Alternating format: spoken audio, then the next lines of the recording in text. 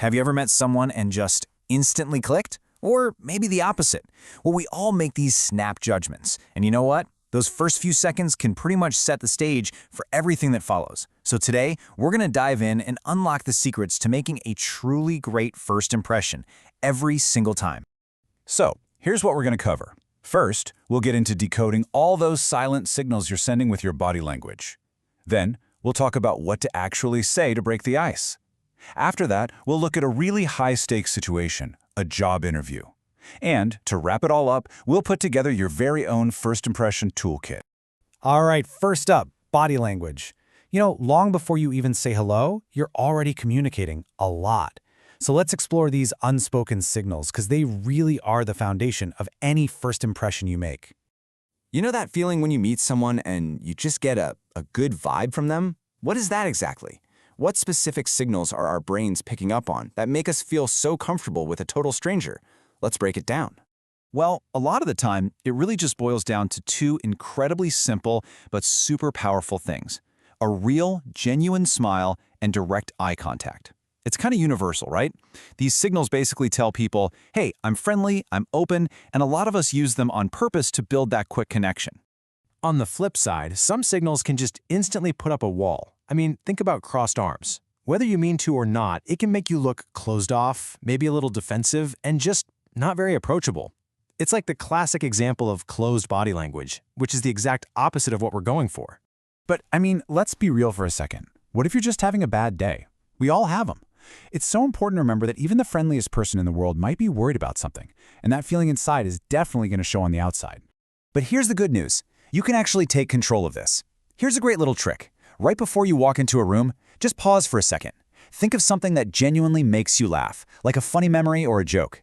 It's such a simple thing, but it helps you create a natural, real smile right when you need it most.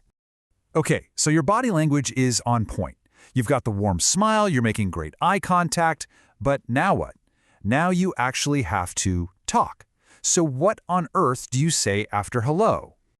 Yeah, because a first impression isn't just about what people see. The second you open your mouth, a whole new set of judgments begins, all based on what you say and, how you say it. And this is the part that can feel, well, kind of tricky, especially if you're a bit more on the shy or introverted side. How do you go from that nice silent smile to an actual conversation without it feeling totally awkward? Well, believe it or not, there's a pretty simple formula.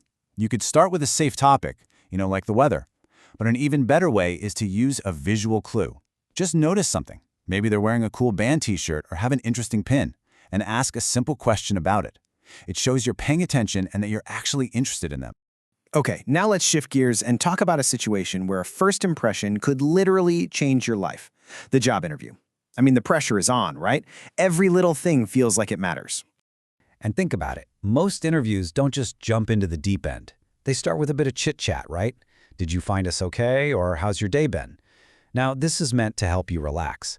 But that small talk is doing something else, something really, really important. There was this fascinating study that looked at exactly this. Researchers had two groups of people watch videos of a job interview. The first group saw the whole thing, including all that small talk at the beginning. But the second group, they watched a version where that opening chit-chat was completely edited out. So, the big question is, did those first few minutes of casual conversation actually change anything? Or did people just judge the candidate based on their professional answers? Well, the results were pretty eye-opening. It turns out, for the group that saw the opening chat, their entire opinion of the candidate was shaped by that initial impression. If the candidate seemed friendly and warm at the start, the group tended to view the rest of their answers more positively. It's a perfect example of confirmation bias. So here's the really crucial takeaway. A brilliant, super talented candidate could actually lose out on a job not because of their skills, but just because they found that little bit of social chit-chat difficult.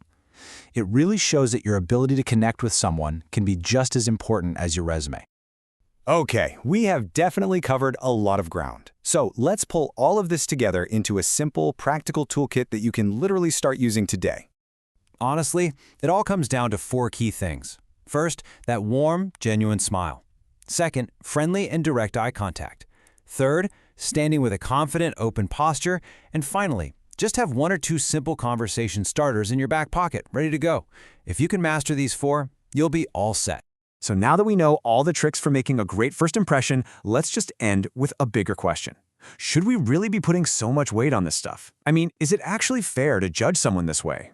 Because we have to remember, those first signals don't always tell the whole story. Someone might just be shy, or maybe they're having a really stressful day.